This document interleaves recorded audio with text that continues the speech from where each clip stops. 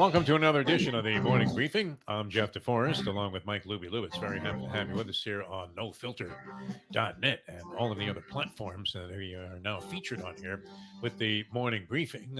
Interesting this morning, too, because being a Cancer sign astrologically, I'm inclined to have a mood change that is very favorable when there's a full moon out there. And last night, never mind eclipses and things of that nature, we had the sports equinox, which made it, Luby, virtually impossible to keep up with everything. It's the one night of, is it the year? Maybe it's not where one you day. had, or is it It's just this year? At least this year, it's the one. There's not another day where this should happen. At least the rest of the year. You had the NBA in action, you had the NHL in action, and we here in South Florida had a couple of significant games involving local teams, although you wouldn't know how significant they were to one of those local teams, as it appeared that they approached the game with the same kind of indifference that you get after maybe a couple of years in a relationship or a marriage, where it really doesn't matter what she does anymore. Exactly. Perfect for a pre-Halloween setup. You're wondering, what is this team disguised as? A bunch of guys that absolutely don't care. Where is that Miami Heat culture? We were wondering that last night. But you also had an NFL game going on Monday Night Football with the Lions taking on the pathetic Las Vegas Raiders. Wow.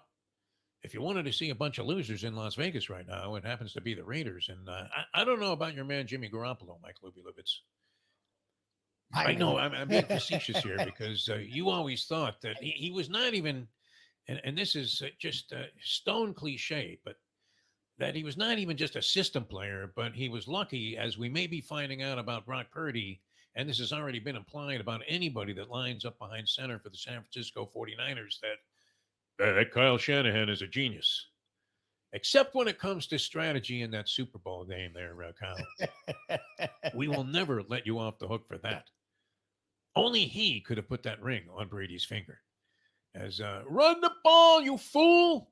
Run the ball. That's the most basic and simplistic of strategies that is often lost, even on the most sophisticated and highly respected of coaches. But you did get the feeling last night as Jimmy Garoppolo posted 10 for 12 numbers, and the two passes he missed were wide open attempts on what would have been scoring bombs to Devontae Adams, who has been screaming since the preseason, throw me the fucking ball. But that was going on. And then at the same time, I happened to forget. I was out last night till about 9:30. And then I realized, holy shit, there's a World Series game on as well. And I'm a big fan of the World Series, going all the way back to 1960. And that fabled bet that I made, booking all of the action against the New York Yankees with the 1960 Pittsburgh Pirates. Thank God for Hal Smith, huh? Hal Smith, who made all of the difference in that World Series. A lot of people forget about him. He was like a platoon player with a guy named Smokey Burgess. But he hits a home run, a 3-run shot in the 8th inning, as it looked like the Pirates were going to be hopelessly out of this ball game. And they rally for 5 in the 8th. And then, of course, the Mazeroski shot that ended it, a walk-off home run, first of its kind in World Series history in a Game 7. And the rest is history. I was able to return back to my home base there in Brooklyn and pay off. Well, I mean, I would have not have been able to pay off all of the people that I had booked their action, but now they were giving me wads of cash, little dollars crumpled up, like you would see if you were going to a stadium, and basically telling me to stick it up my ass, as I had defected from being a New York Yankee fan for that one occasion. That was it. But you had it all going on at the same time last night. I didn't want to ignite a spark in you, Lubie, yesterday here on the show. We didn't really bring this up, but load management. We have a list of items, 2-word groupings that you never want to hear, or it's never comfortable, or it ignites a whole new approach to life. The number one, a 2-word grouping that would be, very, very fractious when it comes to something that you are finding desirable, would be "I do," which is said far too often. Is it not? You've done it twice. I've done it 3 times. Actually 4, because we had a wedding and then we had to stage a wedding because people thought we weren't married yet, but we got married for tax purposes prior to the actual wedding. Few people know that. But can you get married twice to the same woman in a 3-month span? My buddy did it too. I guess it's happened, right? Nonetheless, I do always prohibitive because we know this for a fact that everything changes once she says I do, and not Look, usually they got for their the benefit of of you who have also made that commitment for lifetime. Market price would be another one. Go to a restaurant. Do you ask yes. the server, what exactly is the twin lobster special at market price? I mean, I In other words, how much? You want to exactly. ask that in front of a date? How much is this? Oh, not a date like your wife, you do. Uh, Right. that lobster thermidor with the crab meat stuffing. That would be what? 63.95. You got to be kidding me. No wonder you don't want to print that on the menu. That's the special? Get the fuck out of here. I'll have the chicken parm. Exactly. Market price. Bad news, right? I mean, it's never good news, is it? You're thinking, couldn't you have bought these items at the black market somewhere? Where, I mean, it was something that you bought off some guy off the streets. That would have been better, right? This sausage that you bought in Chicago and imported. I hope you got it out of the trunk of some guy's car. Oh my So, God. that's bad. Stewart's inquiry would be one for racing fans. So you never want to hear those two words together. It's it's terrible. And now in sports, it's load management, Luby, and I'm going to give you the platform here because we've been watching the Miami Heat defending Eastern Conference champions, and in Game 3 of the regular season, they're doing load management on Jimmy Butler, who you thought was going to come in with this determined attitude that there was going to be nothing that stood in the way of a championship because the window of opportunity. At least it did not expand this year with the acquisition of Damian Lillard, as a lot of people were anticipating. And instead, he goes to Milwaukee. And while you're playing the Milwaukee Bucks, the night after you rested Jimmy Butler on a load management basis, you're sitting your other star player, Bam Adebayo, against the Milwaukee Bucks, a team that there should be just an inherent hatred and absolute acrimony. Every time you face this team, you should want to shove it right up their ass. No, there's Yes. bitterness there. Bitterness, Libby. What do you think? Load management. Where does that leave you? I mean, they swooped in when the Blazers were going to do anything but trade Lillard to the Heat. They said, okay, we'll give you nothing if you'll give us Lillard. And the Blazers said, sure. So, yes, you should have a very frustrating relationship with them. It's the first week of the season, really. And the Heat have already done this like every game. I mean, they bring in Josh Richardson. I guess he has some ailment. I don't know. He looked okay yesterday. Jimmy Butler, we heard nothing about injuries with him. He missed game 3. Bam, we've heard nothing about injuries with him. He misses game 4. I thought the NBA was cracking down on this. You've seen Bradley Beal miss time, and I know he had a surgery in the offseason, but from all accounts, he's okay. Like I'm actually not enraged. I'm just confused. Like I don't understand what is happening in this league. Like the Nuggets, the one team that have a bunch of guys who are always injured, are not doing it. The Nuggets won a title. Their guys are always hurt, and they're kicking ass. It's like, okay, so why can the Nuggets do it, but no one else They've can? come blazing out of the chute. Yeah, and looking every bit like they want people to realize that they're going to be the team to beat again for the championship. Uh, Jokic is It's triple killing double it. with like 30 points every night. Been pretty incredible. And then on top of that, I mean, to go, with a player that's making 40, 50, 60 million dollars a year, and all of a sudden he becomes Kawhi Leonard.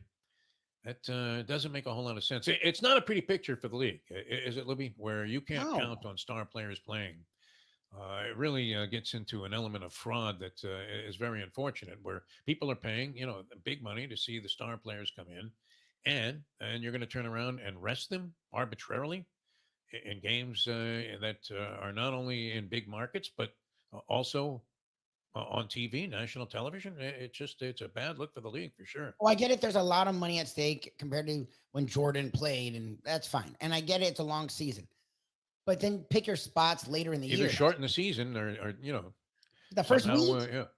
Come on, the first week. Like this is stupid. First Like, week, yeah, game 3, yeah, Jimmy Butler sitting for the Heat. This is with Heat culture in play, also Heat culture, which is something even Louis Pasteur wouldn't be able to dissect as to exactly what it consists of. This is a guy that would go into the refrigerator and find some moldy piece of cheese, and the next thing you know, hey, look at that, penicillin, unbelievable. He didn't invent penicillin, but it sounded good. You're mixing medical findings. It's a mixed medical metaphor right there. But it's lousy, Adam Silver. It's not Yes. good. I'm Yes. not one to get on a soapbox and start screaming about this sort of stuff, but yeah, I mean, it does seem ridiculous. I know Charles Barkley's been making a big to do about it, which is fine because I think he's right that if you're going to take the money, then go ahead and take the responsibility and play if you're capable of doing it. And if there's a problem with being able to play that many games and that many NBA games, then Right. campaign to shorten the season down to 72 or whatever. Yep. That would be fine. You have an elongated playoffs as they keep adding in more teams in all sports. So it's a fair beat for the players. And if it's going to compromise the caliber of play when you get to the postseason, then fine. Just shorten the regular season. Nobody gives a flying one about it anyway, Lubie. That's the misnomer that's in play here is that the league's trying to sell you on its importance. And then they've got that cockamamie tournament that nobody understands in the middle of it. It starts next week or this week. I think it starts this week. So what is the point of that? I don't know. Why would you have it at the beginning of the season? Like I don't know what they're doing. The ratings are horrendous, so they're trying to throw Who's things at running the this? The wall. same people that created the Live Tour? Well, we got teams in play here. Who knows, man? I don't care what team we stays in is on. He's washed up. European schmank. I give a flying one about that. Anyway, that's entertainment. That's where we're at today. I thought you would feel a little awkward about the load management thing. It's just annoying. I don't get it. I don't get what they're doing. And that's why the regular season doesn't matter because the players themselves, Shaq said years ago, yeah, I don't really give a shit about it. Okay, that's fine. Why should we as fans? should Because I? we do, because we're stupid. You're stupid, Verbal. You're stupid. All right, we have to run. It's been great being with you here on today's. That was it, the Sports Equinox last night. They had virtually everything. Didn't even know the World Series game was on. I had to remind them, oh, yeah, that's right. They're in the middle of it. This is game 3.